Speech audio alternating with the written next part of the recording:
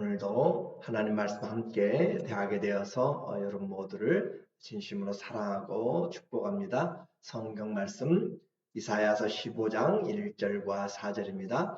모압에 관한 경고라. 하룻밤에 모압 알이 망하여 황폐할 것이며 하룻밤에 모압 기르가 망하여 황폐할 것이라. 헤스본과 엘르알레는 부르짖으며 그들의 소리는 야하스까지 들리니 그러므로 모압의 군사들이 크게 부르짖으며 그들의 혼이 속에서 떠는도다.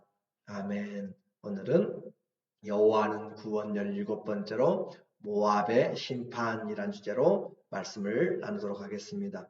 날씨가 많이 이제 추워졌어요. 하나님 앞에서 우리의 건강 잘 지켜나가면 좋겠고요. 이사야는 열방을 향하여서 심판을 선포합니다.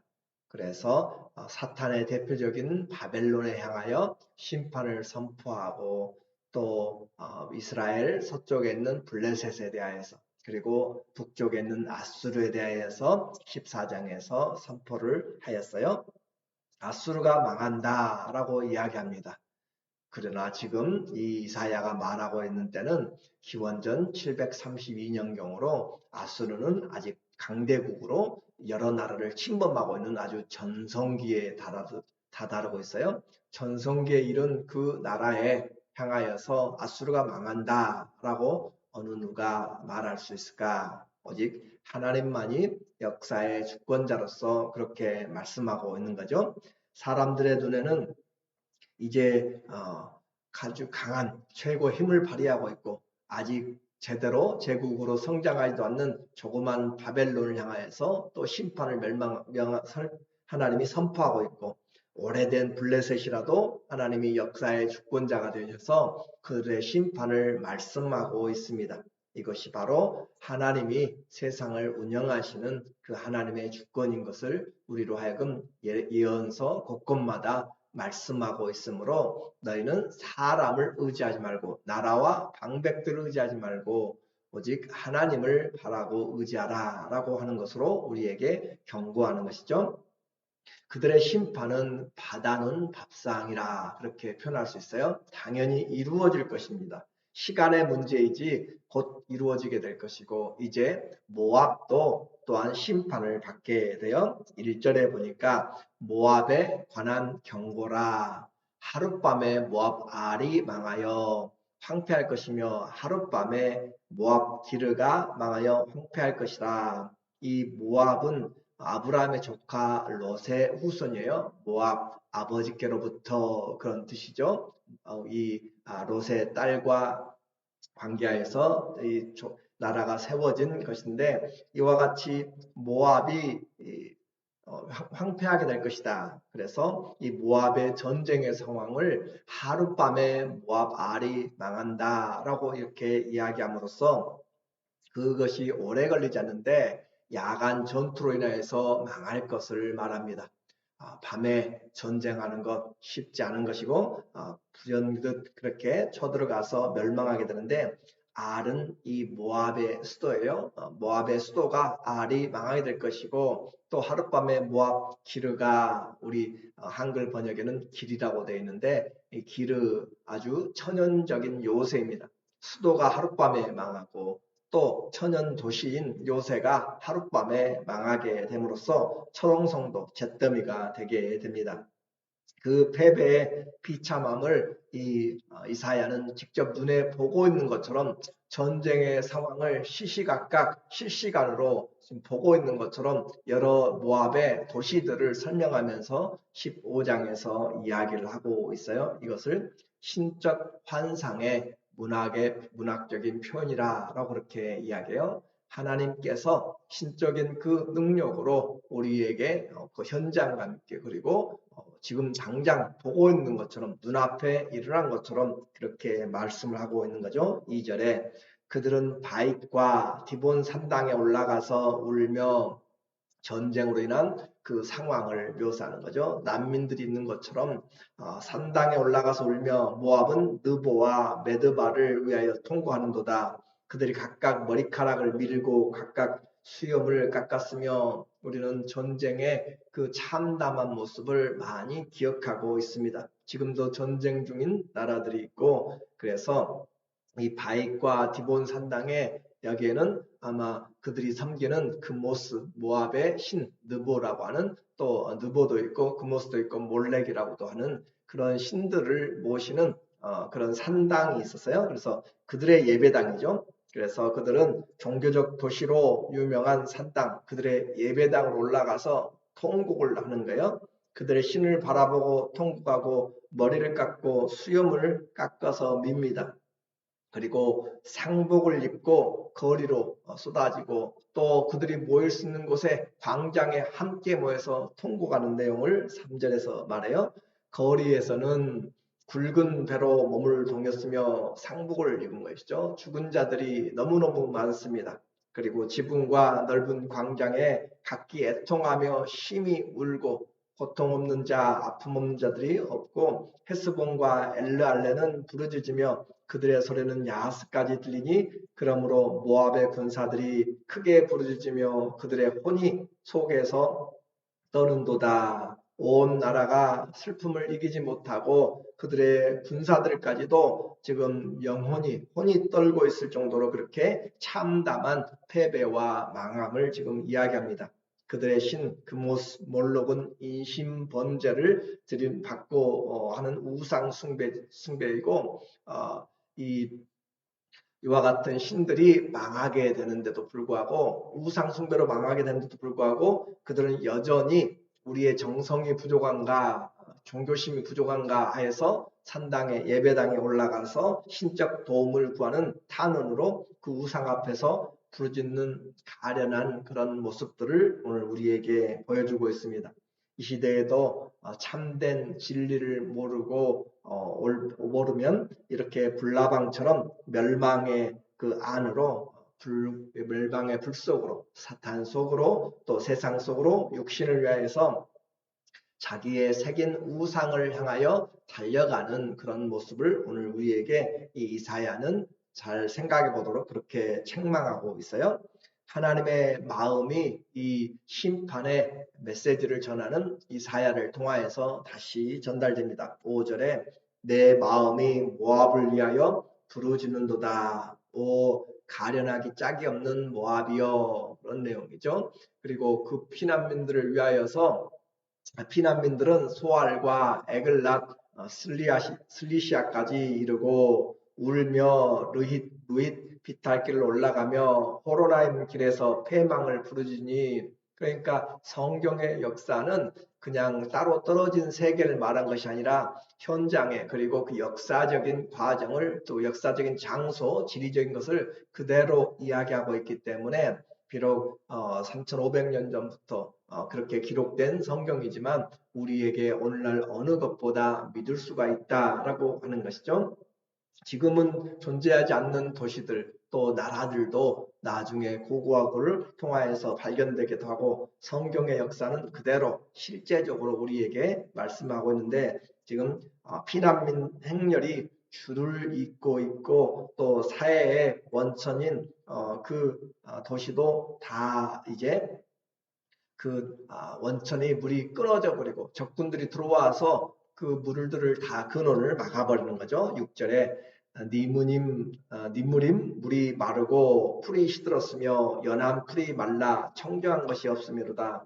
이 니무림 물은 사해로 흘러드는 원천에 한 5-6개의 원천이 있는 것이에요. 물론 요단강에서 내려가는 물이 이 갈릴로부터 요단강을 통해서 내려가는 물이 사해의 큰 근원이지만 또한 이 각 곳에서 흘러 들어오는 물들이 있는데 니무림은 바로 그와 같은 사회의 또 하나의 근원의 물이 됩니다. 그런데 그 물이 말랐다라고 하는 것이고 풀이 말라 청청한 것이 없습니다. 다 마르고 또 비틀어지고 황폐하게 되고 망하게 되고 그래서 적들이 와서 셈의 근원들을 다 메꾸고 그렇게 한 것들을 말하고 7절에 그러므로 그들이 얻은 재물과 쌓았던 것을 가지고 버드나무 시내를 건너리니 그들은 슬피 울면서 서럽게 안전한 곳을 찾아서 떠나가면서 자기가 가지고 있는 것들을, 짐들을 다 등에 짊어지고 지금 재산을 짊어지고 갈 수 있는 데까지 그렇게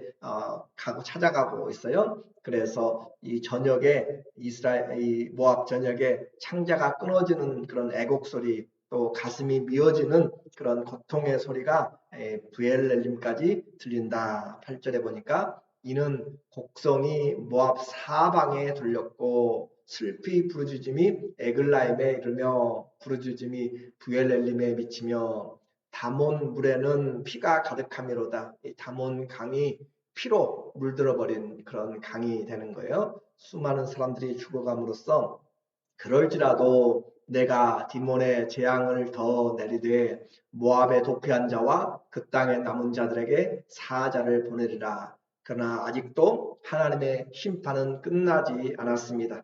피가 강물이 되고 바벨론의 군사를 뒤이어서 이제 하나님이 무서운 짐승 사자들을 보내서 그들을 움켜쥐겠다라고 하는 것으로 피난민들과 남은 자들을 공격합니다.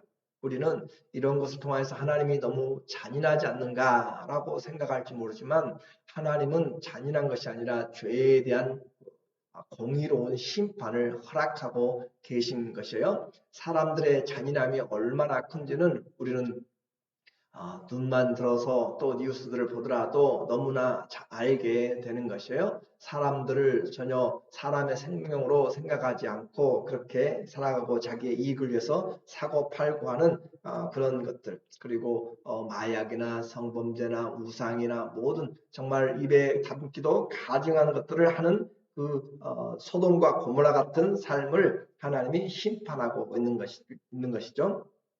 그러면 모압의 가장 큰 죄는 무엇이었는가? 물론 우상 숭배라고 했어요. 우상에게 속하니까 그들이 제대로 바른 삶을 살지 못했는데 그들의 죄는 바로 교만한 것이었습니다.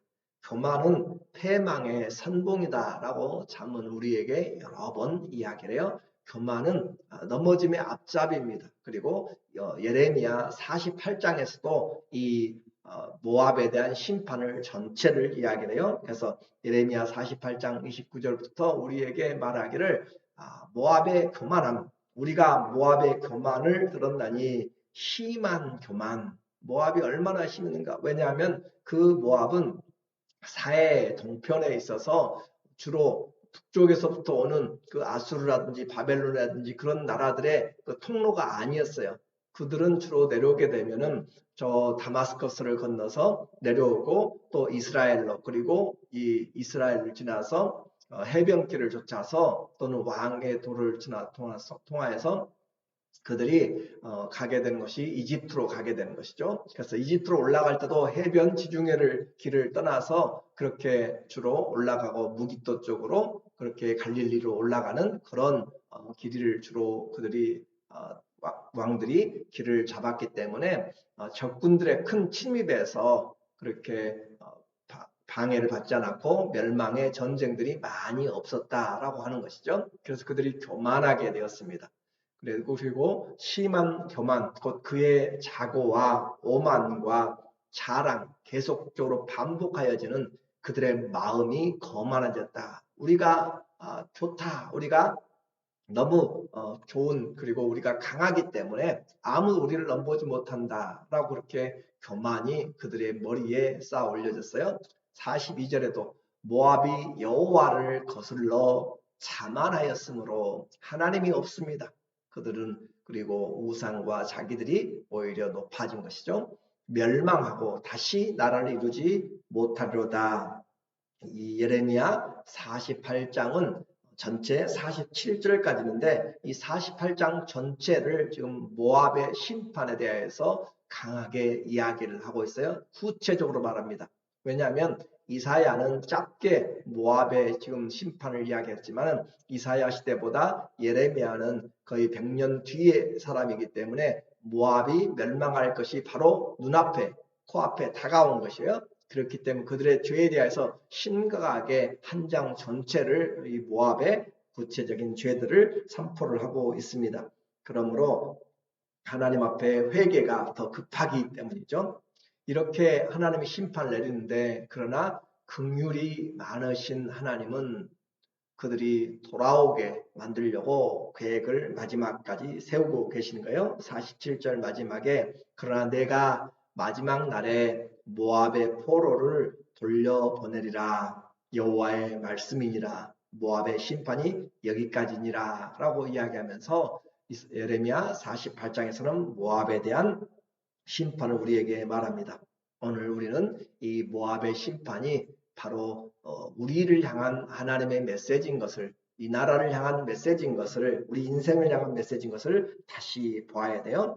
인생의 기회는 성공을 위해서 돈을 벌고 건강할 기회를 갖는 것도 중요하지만 가장 중요한 것은 구원의 때, 은혜 받을 만한 때 하나님의 말씀의 그 기회를 놓치면 안 됩니다.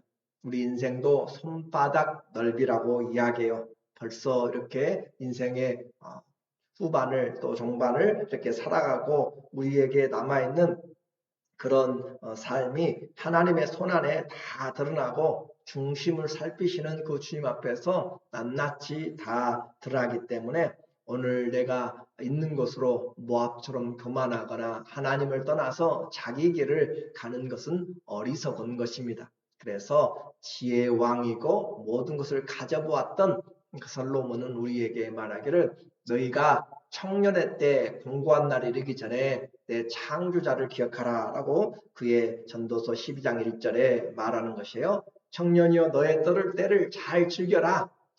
아주 인생의 황금기 잘 즐겨라. 그러나 너는 청년의 때 너의 창조주를 기억하라. 곧 곤고한 날을 이르기 전에 나는 아무 낙이 없다고 할 그 시간이 이르기 전에 해와 빛과 달과 별들이 어둡기 전에 비 뒤에 구름이 다시 일어나기 전에 그리하라. 기회가 있을 때 그리하라 라고 하는 거죠. 모든 것을 인간적인 성공의 모든 것을 다 가져보았어요. 돈과 명예와 권세와 쾌락과 지혜까지 다 누렸던 솔로몬의 고백을 우리는 귀담아 들어야 됩니다. 열국의 심판만이 아니라 하나님은 우리 개인의 심판도 분명히 준비하고 있고 사람에게 한번 죽는 것은 정한 것이요 그 후에는 심판인데 행한 대로 우리 몸으로 행한 것을 따라 받으려 함이라. 그래서 우리는 남은 때를 하나님의 뜻을 행하면서 지혜롭고 성령이 충만하여 교만하지 않고 겸손하고 온유하게 그리스도의 그 믿음의 삶을 살아감으로 그날에 우리에게 하나님의 위로와 은혜가 있는 그런 날이 되도록 구원의 완성이 되는 날이 되도록 우리의 삶을 기억하면서 주님 앞에서 잘 살아가는 삶이 되기를 예수님의 이름으로 간절히 축원합니다. 아멘. 기도하겠습니다.